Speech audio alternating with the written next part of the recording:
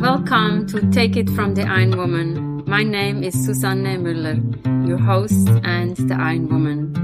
This podcast is about empowering yourself and others to make real changes in the world. You will hear from everyday, smart, sophisticated, hip people like you and me. Not everybody has to be an Iron Woman to impress the world. Together, we will learn from the sports and business leaders how you can become a more successful person as an entrepreneur or a leader. It's one step at a time, one day at a time. Take your steps now. Take your big steps now. Join me on this journey to success. Take It from the Iron Woman. We are very honored to have special guests from Cameroon. Thanks to Lady Agri Hilary Barry, she made the connection, and Hilary Barry has also been on our podcast a few episodes before this one.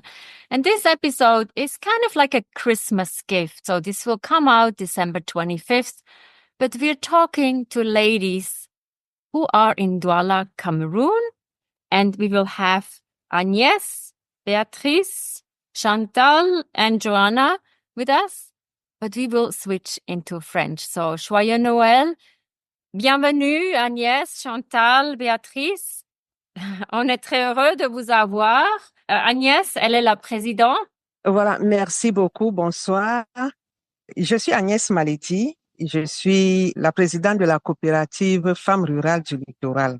Alors, notre petite histoire a commencé il y a disons 4 ans. Nous avons commencé en 2019. Alors, pourquoi créer une coopérative Femmes Rurales? Lors d'un voyage au village, notre village est à, disons, 150 km, à plus de 150 km de la capitale économique du Cameroun. Je me suis donc rendue dans ce village. En fait, c'est mon village, le village de mon mari.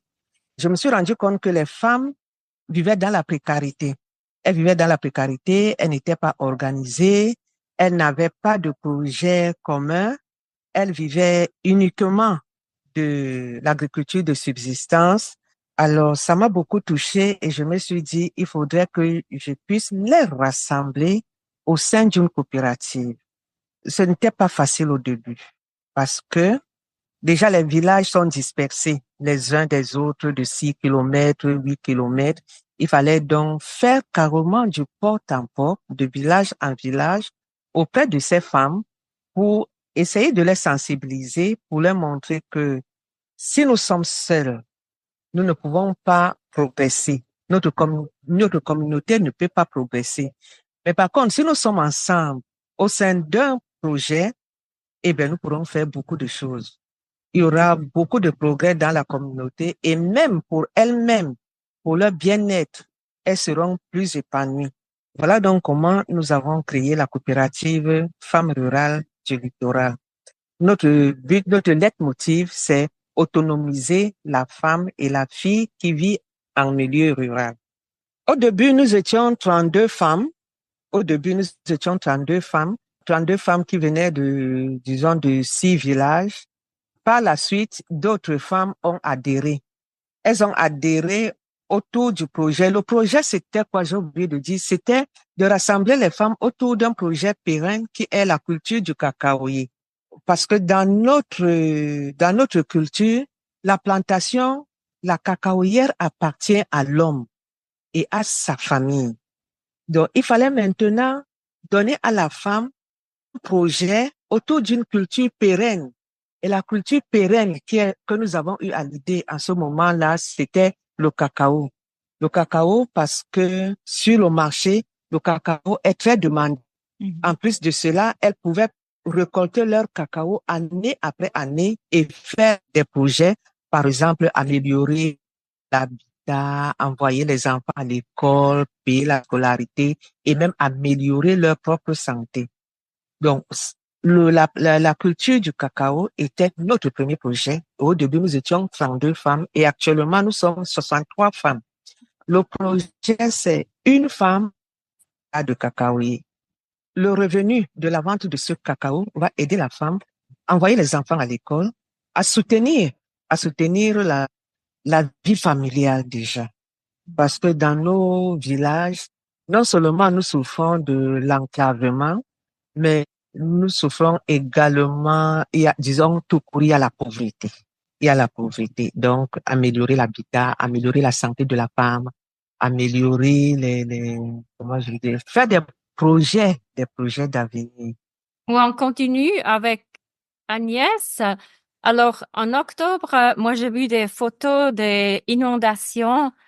Comment ça s'est passé? Parce que dans le monde, des fois, on a besoin de pluie, mais chez vous, c'était des inondations. Alors, comment vous gérez? Oui, en octobre, là, il y a eu de fortes pluies qui ont emporté en tout 13 ponts. Sur l'axe central, c'est 9 ponts.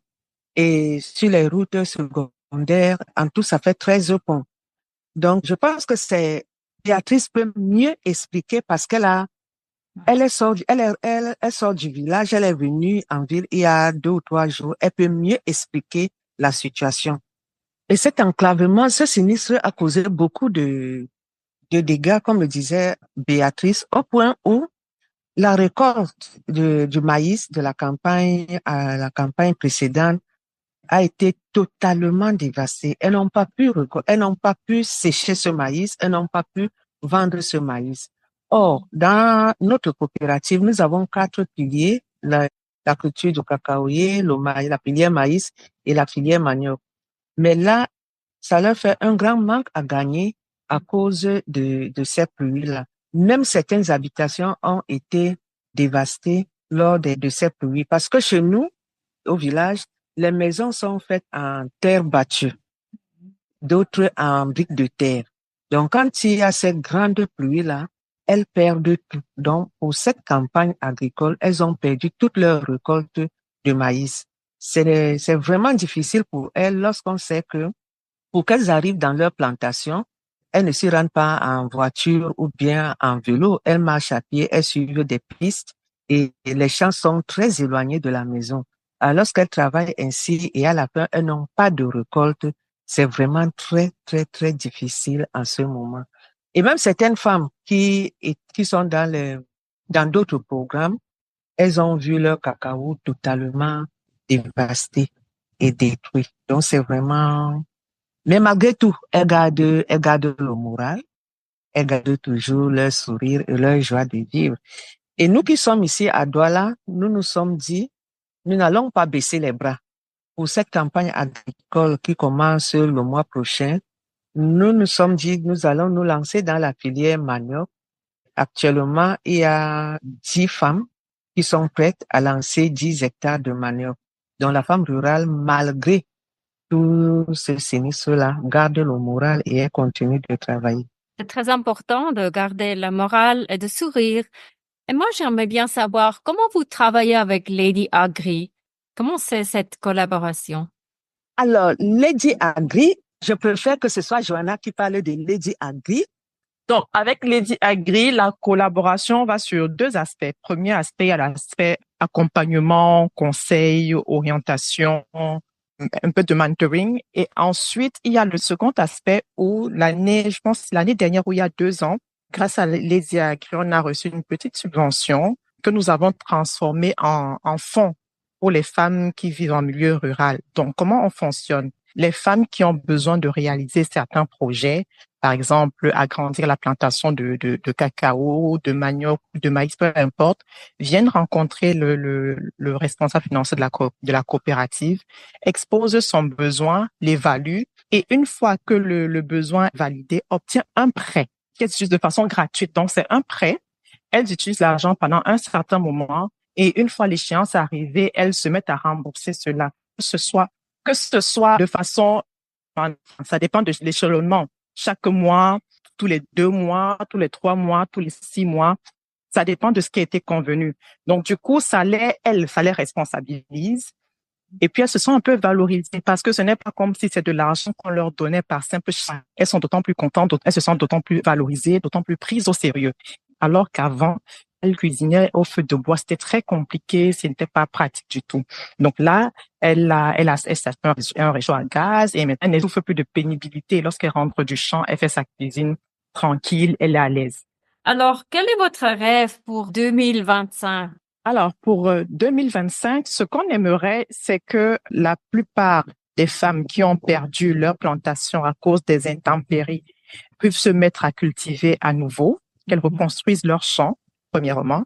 Ensuite, que les femmes qui avaient peur de prendre un crédit via le fonds Lady Agri, parce qu'elles ne savaient pas très bien comment ça fonctionnait, mais qu'elles n'aient plus peur, qu'elles tirent profit de l'exemple des autres pour faire pareil et pour qu'elles puissent elles aussi grandir. Ensuite, que les femmes comprennent pour certaines l'importance, la valeur de se mettre ensemble en communauté pour pouvoir aller un peu plus loin et aussi que nous soyons un exemple pour d'autres coopératives ou pour d'autres groupements de femmes qui aimeraient accélérer leur vie et puis être indépendantes, autonomes financièrement. Wow, ce sont des grands rêves, mais je suis sûre Tout à fait. on peut les réaliser. Moi, j'ai bien appris que vous aidez les femmes, vous aidez les enfants.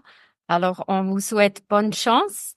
Joyeux Noël. Merci beaucoup. Et tout bon pour 2025. Quel est votre rêve de Lady Agri pour 2025? Mon rêve, c'est de retourner tout de suite à Ayoun pour être avec nos championnes, le coopératif de femmes rurales. Je suis très, très émue d'être avec eux aujourd'hui parce que surtout Suzanne, moi, j'ai vu le parcours que ces femmes, elles ont mené. Donc, elles ont commencé comme un petit groupe et maintenant, il y a carrément une liste d'attente des femmes dans les villages autour à Ayoun. Surtout, qu'est-ce que j'admire chez elles, c'est que peu importe le défi, elles sont à l'auteur, elles sont très motivées et très, très travailleuses. Et donc, c'est vraiment sur le leadership d'Agnès et Chantal et avec le soutien de Joanna que, voilà, elles avancent, voilà. Donc, voilà, mon rêve, c'est que je réserve mon billet d'avion et en quelques semaines, je vais me trouver dans mon village préféré, ma deuxième maison, Ayoun, avec toutes les coopératives femmes rurales de Lokega. Merci beaucoup. Bonne chance Nous à avons tout hâte le de te monde. voir. Puis, il faut pas perdre le sourire et on est là avec vous. Merci beaucoup. Bonne année. Merci beaucoup. Félicitations pour tout. Bonne année pour tous vos rêves en 2025. Thank you so much for the Femmes Rurales. They're an amazing group. They're overcoming a lot of obstacles.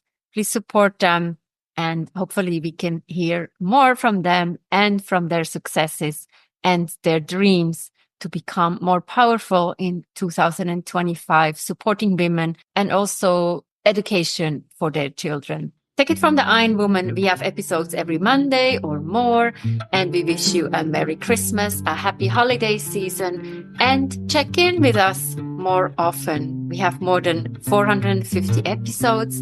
There's something for everybody. And Take It from the Iron Woman is also the book Global Business Coaching with Sports Parallels.